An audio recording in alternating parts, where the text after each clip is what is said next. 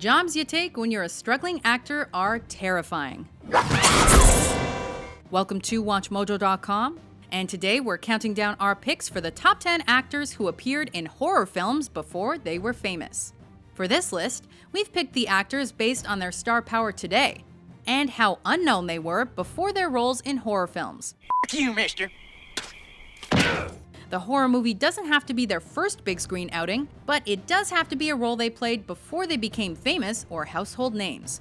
We're also excluding those actors whose roles in the horror genre actually helped catapult them to fame, such as Jamie Lee Curtis. I'm scared. There's nothing to be scared of. Number 10, Julianne Moore, Tales from the Darkside, the movie. What the hell are you doing here? I just thought I'd stop by. What's going on? Somebody just knocked me down.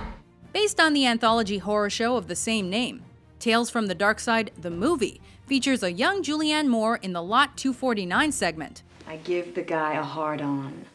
I'm just gonna talk to him, throw him off the track.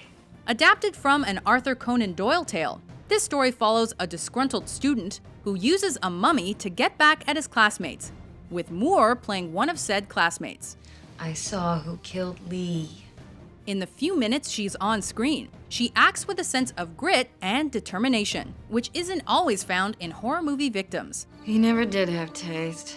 The role was her cinematic debut after several small TV appearances in the 1980s.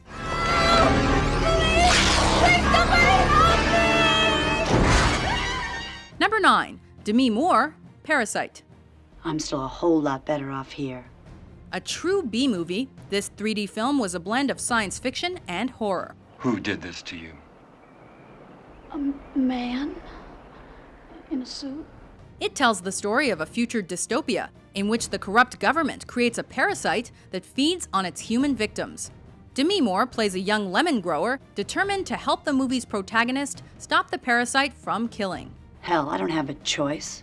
Though Parasite had all the elements of camp and cheesiness that viewers expected, there was also an undeniable intelligence to the young actress's performance that made her seem a bit out of place in such a film. Fortunately, this didn't stop her from gaining more roles. Number 8, Julia Louis-Dreyfus, Troll. What? Even though Julia Louis-Dreyfus had already played several characters on Saturday Night Live from 1982 to 1985, she wasn't exactly a household name in the 80s.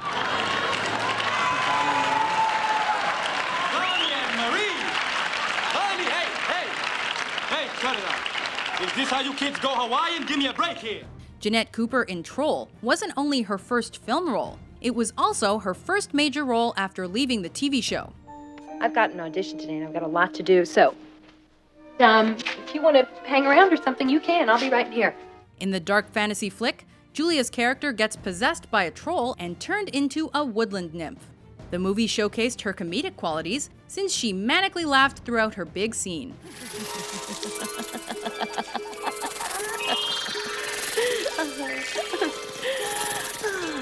Though Troll did poorly at the box office, it did go on to gain a cult following.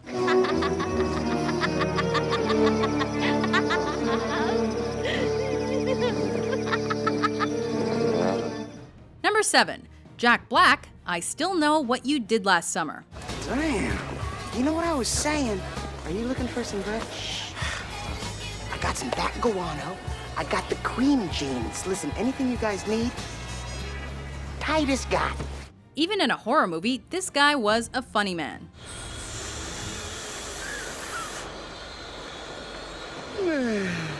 Though he played some small roles in some big movies during the early 90s, Jack Black was cast quite memorably as the over-enthusiastic Rastaman stoner in this 1998 slasher film.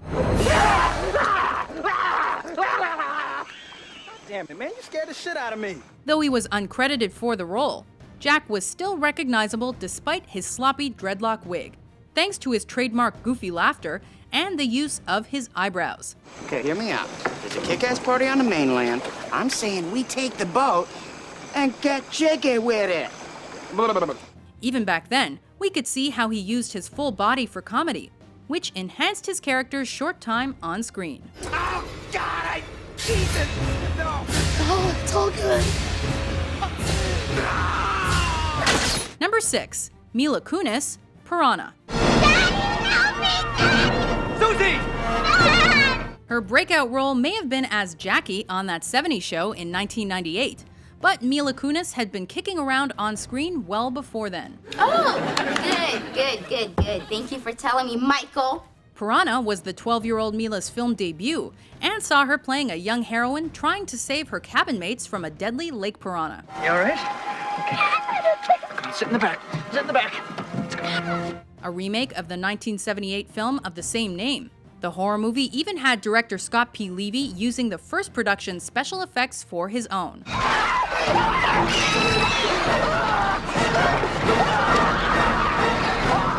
While the flick itself was a bit of a mess, Kunis' performance showed a spark of that feisty personality that viewers would later come to love.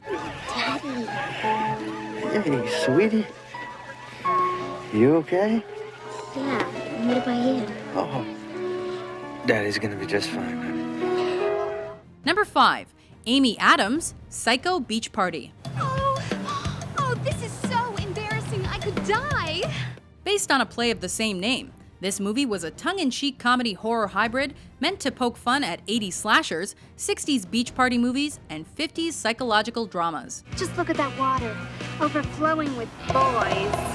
Amy Adams' character, Marvel Ann, proved to be a mix of self-righteousness, sass, and spunk. Wait a minute, guys. I feel my nose blistering. I gotta put some... If you put any of that disgusting white gook on your nose, I will wring your scrawny neck until your eyes pop out.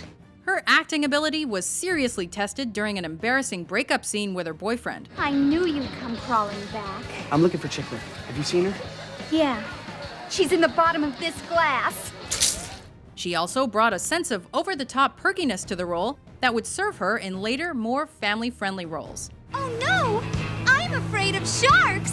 All points bulletin for a big, strong hero!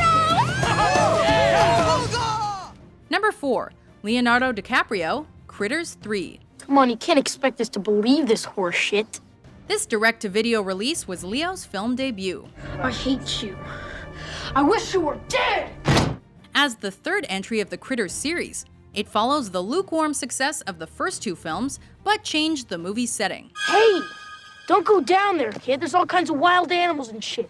Hey, who do you belong to? Who do you belong to? Mixing sci-fi and horror, it proved to be no challenge for Leonardo DiCaprio, who held his own against the adults in the film. Admittedly, the bar hadn't really been set that high, considering the series had a reputation for its campiness. Well, there's something I can agree with. Leo doesn't exactly look back on the film with fondness either, but regardless, we all know he was more than able to successfully branch out from it. So, about getting together sometime and doing something normal. Number 3. George Clooney returned to Horror High. Hello? In a blink or you'll miss him role, young pre-heartthrob George Clooney played dumb cop and victim in this comedy horror film. Hey, Oliver, you got 4 more weeks here. Josh, this is a series. Hey, Oliver, this is a movie. Yeah, low-budget movie. He barely has any screen time, but his character does mention that he wants to become a star. Hey, Josh, I got the lead in the series. Hey, that's great. What is it? Oh, it's an action-adventure with some humor, kind of a rip-off of Miami Vice and Moonlight. Great, when does it start? Tomorrow. Clooney did a pretty decent job of fulfilling that prophecy in real life. The rest of Return to Horror High is so largely forgettable that it wouldn't be a surprise if Clooney forgot he was in it. If only his character could see him now.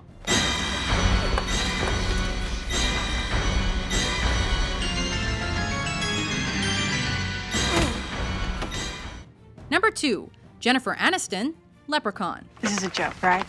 As one of the main stars of this Mark Jones-directed film, Jennifer Aniston basically helped carry Leprechaun, which was a big responsibility for an actress who was just starting out. We're gonna be okay. It's gonna be fine. The movie's premise was pretty wacky, but Aniston did her best with the material and was able to match its tone of horror meets comedy. God, I don't get what the f***'s going on! She also proved to have good pipes for a scream queen, a path she surely could have successfully gone down after if that was what she wanted to do.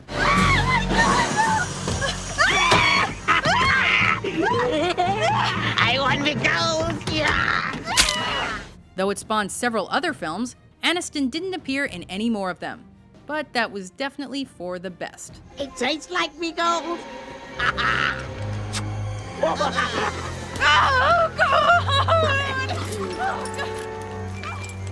Meet golden, delicious gold. Before we scare up our number one pick, here are a few honorable mentions.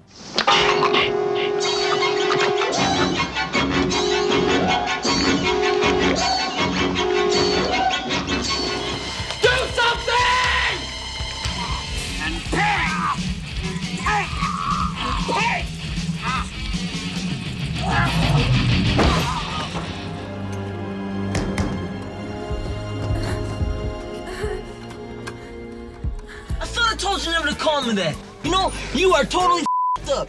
That's it. You really are, I know that. Number 1. Johnny Depp, A Nightmare on Elm Street. I'm sorry. I saw your light was on. I thought I'd see how you were. You know, sometimes I wish you didn't live right across the street. Unlike most of the other movies on our list, this one was actually a huge box office success and let Johnny Depp legitimately show off his acting chops as he battled Freddy Krueger. Okay. A Nightmare on Elm Street marked his big screen debut. Why is she so bothered by a stupid nightmare anyway? As Glenn Lance, the protagonist's boyfriend, his character was a bit of a stereotype, but the film was intelligent enough to use that as a strength. Oh, man. Depp became a household heartthrob a few years later, but this role really helped launch his ability to pick interesting and varied projects. Plus, he was totally eaten by a bed.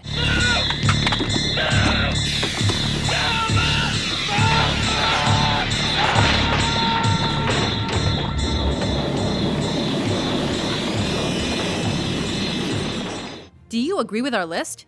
Who's your favorite actor to appear in a horror flick in his or her early years? For more first-rate top 10s published every day, be sure to subscribe to WatchMojo.com. It's nice.